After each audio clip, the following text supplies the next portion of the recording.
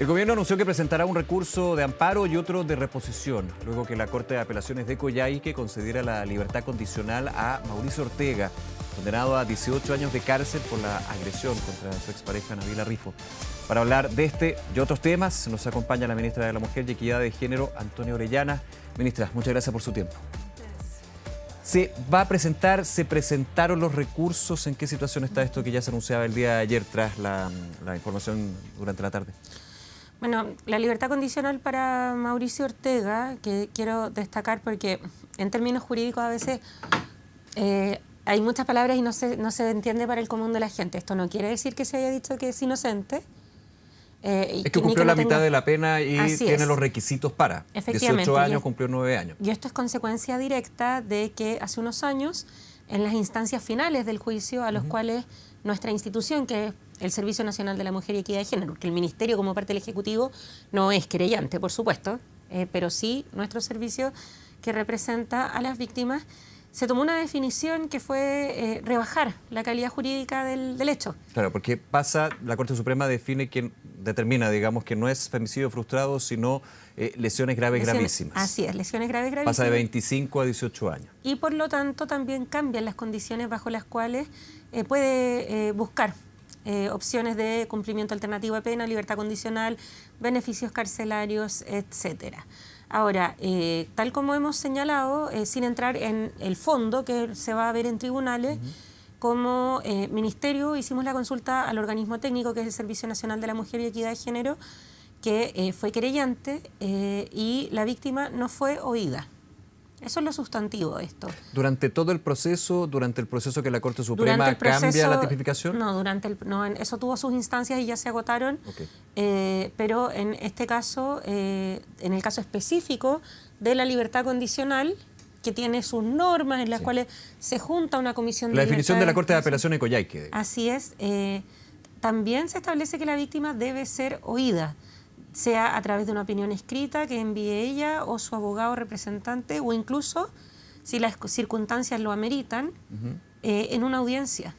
¿Se tiene claridad de que no fue, ni de forma escrita ni oral, no fue escuchada Nabila Rifo? Nosotras tenemos certeza de que Nabila no tuvo la oportunidad de entregar su opinión al respecto. Por lo cual se estaría incumpliendo el procedimiento, podríamos decir, para determinar finalmente que hay una libertad condicional acá. Esa es la visión que tienen como esa es nuestra visión desde el Ministerio y el Servicio Nacional de la Mujer y Equidad de Género, y por lo tanto vamos a recurrir por dos vías. Una, que es un recurso de amparo por su derecho a la seguridad.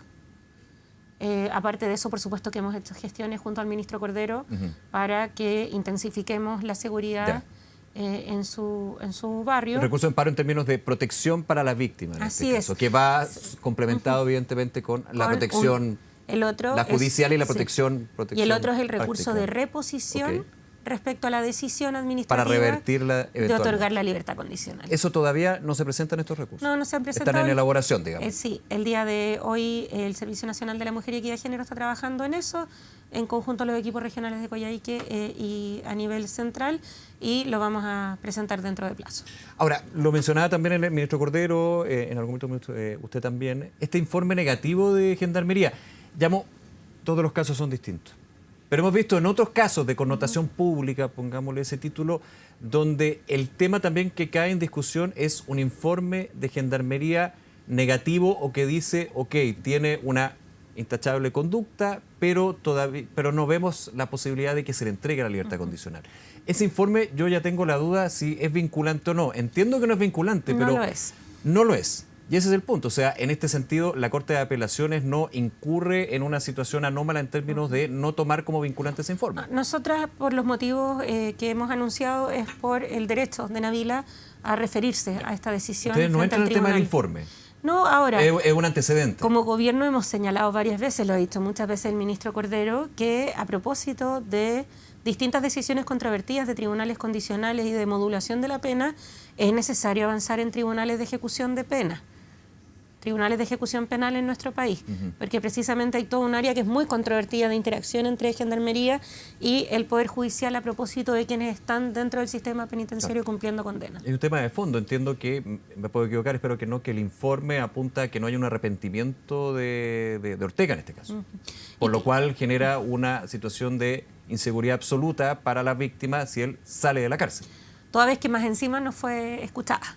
Y eso es lo que apunta como Ministerio de la Mujer. Sí, y eso nos parece especialmente grave a propósito de que esto es un caso de conmoción pública, que es un pueblo pequeño, con condiciones particulares y por lo tanto nuestra principal preocupación es la seguridad de Nabila y por supuesto que pueda ejercer como sobreviviente su derecho a ser oída. Para tenerlo súper claro, que no ha sido oída, no se pone en debate por parte del Ministerio lo que es la decisión en términos de que se cumplen los requisitos, exceptuando ese. En términos de cumplir la mitad de lo que puede ser la conducta dentro del penal. Respecto a los requisitos formales y el fondo de la ¿Sí? decisión son cuestiones que se van a ver en tribunales una vez ingresemos los recursos. Y por lo tanto no corresponde que además yo como ministra integrante del Poder Ejecutivo me refiera a eso. Pero yo creo que en lo esencial son... Pero hay una crítica de que no fue escuchada la víctima. En lo esencial, nosotras como representantes de Nabila, y esto es un rol del Estado, porque de hecho cuando Nabila fue atacada y cuando este juicio dio curso, yo no era ministra, pero el CERNAM estaba ahí. Sí. Y por lo tanto, era CERNAM. Recordemos que esto fue en mayo de 2016 el hecho. Así es. Y por lo tanto, acá hay un rol que es continuo. Y lo que estamos haciendo es ejercer ese rol, que es buscar el mejor interés para nuestra representada, y en ese caso es que pueda ejercer su derecho a ser oída. En vista de eso, el tribunal resolverá si ha acogido el recurso o no, pero nuestra posición es clara y la queremos dar con claridad también ante la ciudadanía, porque creemos que este es un caso que lamentablemente conmovió a todo el país y cambió mucho la percepción que tenemos respecto a cómo se trata a las víctimas, si cumplen con las expectativas de lo que las personas y muchas veces las instituciones consideran que es una buena víctima. Nabila lo dijo muy claro, ¿qué tiene que ver mi vida sexual con lo que me pasó? Que fue parte del juicio de hecho. Así es, y por eso también hemos hecho un llamado especial a que tengamos cuidado con las sobrevivientes, respetemos su intimidad, porque creo que ya desde el 2016 a la fecha, su privacidad, desde informes reservados de peritaje a opiniones sin fundamento respecto a su forma de vida en adelante, ha sido sumamente vulnerada y está en otra etapa y queremos mantener esa protección. Ministra, vuelvo al punto. Se ignora la perspectiva de género de la decisión del Tribunal de Alzada de la Corte de Apelaciones en el hecho de no escuchar a la víctima, a Nabila Rifo. No así unos podrían interpretar esto el punto de no tener una perspectiva de género. La Corte de Apelación, insisto, que le da libertad condicional sobre el delito en sí, porque recordemos que la Corte Suprema toma una definición. No es femicidio frustrado, es lesiones graves gravísimas. ¿Entiende? En ese término estamos yendo al tema de no escuchar, pero no al hecho mismo, al delito en sí. Es que el delito no está controvertido. Eso ya está zanjado. Está zanjado. En eso ustedes como ministerio no entran, por eso quiero porque dejarlo ya claro. En su momento ya se agotaron instancias. Ya, ese es el de punto. hecho, hubo un recurso de nulidad. Es que queda la duda en términos de las últimas declaraciones, es que si va al fondo de lo que ha sido todo el proceso judicial. La Corte Suprema ya tomó la definición y hubo recursos. En eso ya se agotaron instancias de dentro de no, los tribunales. tema. Claro, que lo hayamos compartido o no, pero el Poder Judicial ya los fallos se pueden compartir o no, sí, pero se acatan finalmente. Pero, digamos, ya dio a través de su Tribunal Superior, que es la Corte Suprema, su fallo respecto a cuál es el delito por el cual condenaron a Mauricio Ortega y cuál es la sentencia. Ahora, en lo que nosotras controvertimos en este caso es el derecho de Nabila a ser escuchada en esta decisión. Eso es la clave, para tenerlo súper claro. Ahora, quiero ir a otro tema también, aprovechando que nos acompaña, ministra. Plazos. Todavía no se presentan los recursos, tienen que ser formulados, pero... Van a ser presentados dentro del plazo que establece la norma para los recursos de reposición y en ese sentido también estamos trabajando con los equipos jurídicos para presentarlos dentro de lo más breve. De todas formas, eso no quiere decir que no estemos haciendo gestiones desde el propio Poder Ejecutivo junto al ministro Cordero y Carabineros de Chile a propósito de las medidas y rondas de seguridad. Entendiendo que se busca revertir la libertad condicional de Ortega, pero en el intertanto, digamos, del proceso judicial de los recursos podría estar libre. Así y esa es la preocupación que tienen ustedes desde lo judicial a lo práctico. Así es, desde lo práctico y lo judicial lo que buscamos es resguardar la seguridad de Nabila. Perfecto. Ministra, quiero llevarle a otro tema. El inicio de...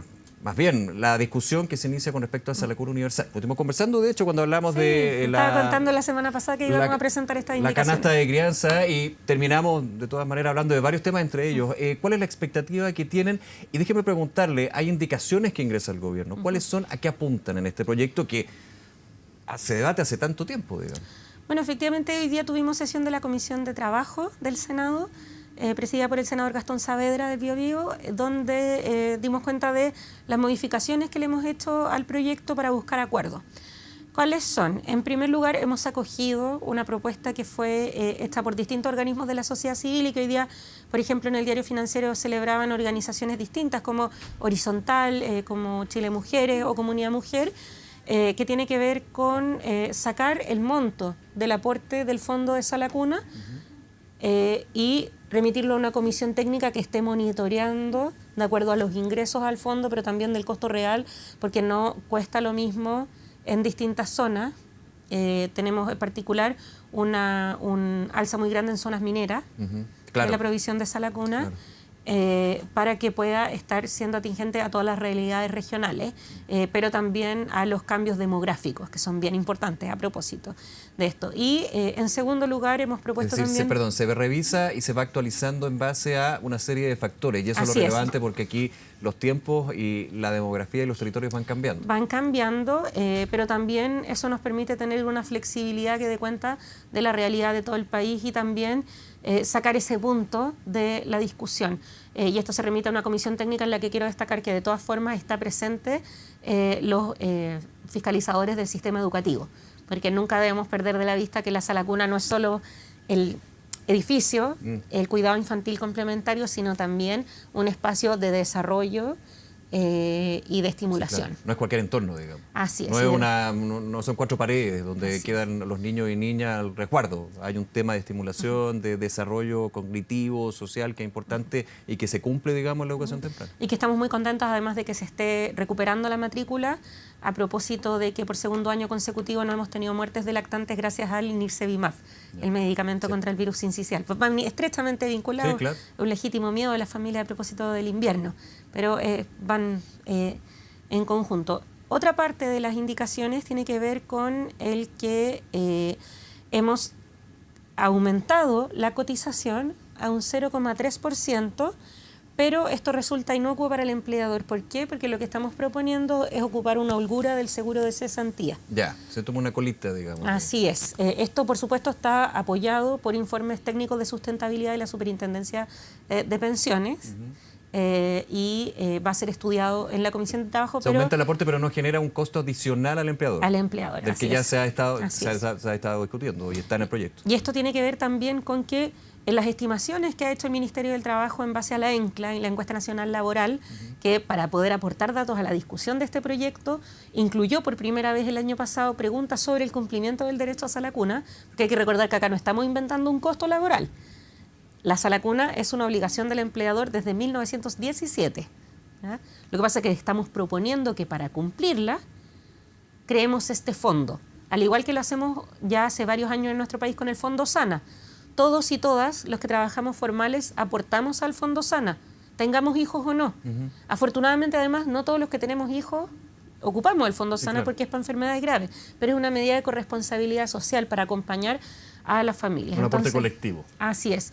Y eso nos permite también ampliar el derecho a Sala Cuna a padres y madres. Y ahí hay un factor fundamental por el que creemos y por el que el presidente nos ha pedido priorizar este proyecto de ley, que es que en nuestro país tenemos más de 1 millón de mujeres inactivas laboralmente. Eso quiere decir que ni siquiera están buscando, que están fuera del mercado del trabajo, de acuerdo al INE, por motivos familiares permanentes, que en su mayoría tienen que ver con el cuidado y en su mayoría con hijos pequeños. No es el no querer, es el no poder. No poder. Pero al mismo tiempo... Y el necesitar, digamos, porque el querer y necesitar van de la mano. Al mismo tiempo tenemos una informalidad muy grande en las mujeres. Pero hay mucha parte de esa informalidad está en la propia normativa de Sala Cuna. ¿Por qué? Porque el artículo 203 del Código del Trabajo dice hasta el día de hoy que la Sala Cuna es solo un derecho de las madres trabajadoras que trabajan en empresas de más de 20 trabajadoras.